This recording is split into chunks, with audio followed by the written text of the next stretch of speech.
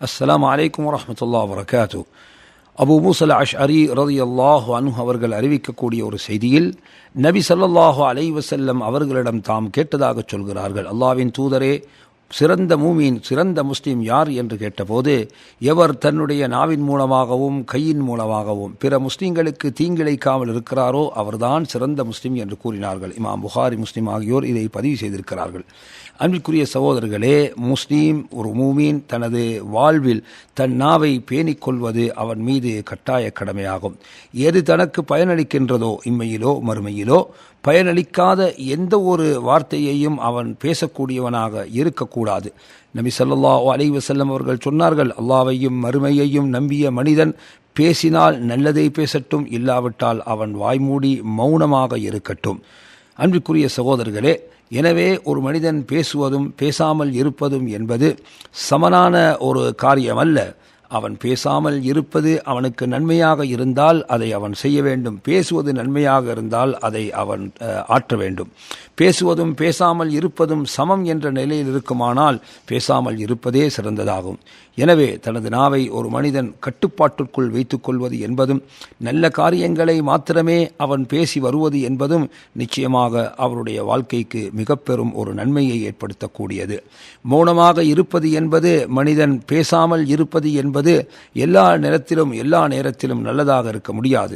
எனவே ஒரு தீமையை கண்டால் அந்த நேரத்தில் ஒரு மனிதன் பேசாமல் இருக்கக்கூடாது. கண்டிப்பாக அந்த தீமையை தன் நாவினால் கூறி அவன் தடுக்க வேண்டும். தீமை செய்யும் மனிதனுக்கு உபதேசிக்க வேண்டும், தீமையை தடுக்க வேண்டும். எனவே பேசுவது நன்மை அளிக்குமாக இருந்தால் பேசுவது மனிதனுக்கு சிறந்ததாக இருக்கின்றது. நபி ஸல்லல்லாஹு அலைஹி வஸல்லம் அவர்கள் கூறிய இந்த ஹதீஸ், அல்லாஹ்வையும் மறுமையையும் நம்பியவர் பேசினால் நல்லதை பேசட்டும், இல்லாவிட்டால் மௌனமாக இருக்கட்டும் என்பது, சகோதரர்களே, மனிதன் பேச வேண்டிய நிலையில் அவன் பேசாமல் இருப்பது குற்றம் என்பதை காட்டுகின்றது.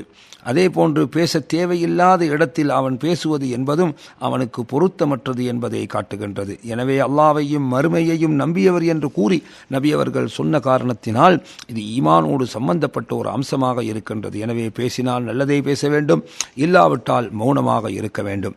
நன்மை என்று சொல்கின்ற போது சகோதரர்களே, அது இருவகைப்படக்கூடியதாக இருக்கின்றது. சில சமயத்தில் அந்த வார்த்தையே நன்மைக்குரியதாக இருக்கும். உதாரணமாக குர்ஆன் ஓதுவது, தஸ்பீஹ் செய்வது, தக்பீர் கூறுவது, லா இலாஹ இல்லல்லாஹ் என்று அல்லாஹ்வை போற்றுவது, நல்லவற்றை கற்றுக் கொடுப்பது, இது போன்ற காரியங்கள் அது அடிப்படையிலே நன்மையான வார்த்தைகள். சில காரியங்கள் அது அடிப்படையில் நன்மை இல்லாவிட்டாலும் அது பயனளிக்கின்ற போதே நன்மையாக மாறிவிடுகின்றது. எனவே பொதுவான வார்த்தைகளை நாம் எடுத்தால் அவைகள் மனிதனுக்கு ஒரு நன்மையை பயக்கும் என்று சொன்னால் அதுவும் நன்மைக்குரிய பேச்சாக ஆகிவிடும். ஒரு மனிதனுடைய உள்ளத்தில் இன்பத்தை, சந்தோஷத்தை ஏற்படுத்துவதற்காக, அவனுடைய உள்ளத்தில் மகிழ்ச்சியை உண்டாக்குவதற்காக ஒருவர் பேசுகிறார் என்றால் அந்த பேச்சியும் நன்மைக்குரியதாக இருக்கும். எனவே சபைகளில் நாம் அமர்கின்ற போது அந்த சபையில் இருப்பவர்களுக்கு வெறுப்பூட்டும் வண்ணம் எமது பேச்சுக்கள் அமைந்து விடாது. அவர்களுடைய உள்ளங்களில் நல்லதை, அவருடைய உள்ளங்களில் சந்தோஷத்தை ஏற்படுத்தக்கூடிய பேச்சுக்களை நாம் பேசுவது எமக்கு பயனளிக்கக்கூடியதாக இருக்கும். அது நல்ல பேச்சை சார்ந்ததாகும்.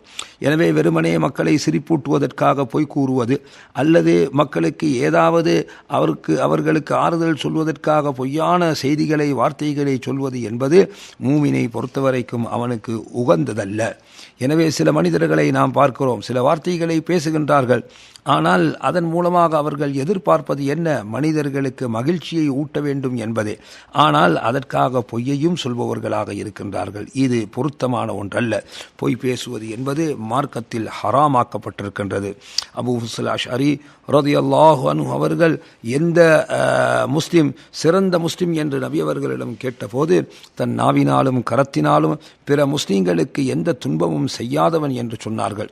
எனவே இந்த அடிப்படையில் ஒரு மனிதன் தன் நாவினால் பிறருக்கு துன்பத்தை உண்டாக்கக்கூடாது.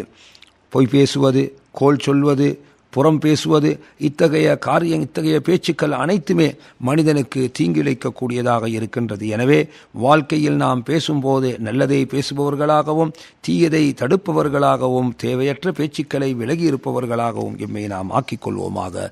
வஸ்ஸலாமு அலைக்கும் வரஹ்மத்துல்லாஹி வபரகாத்துஹு.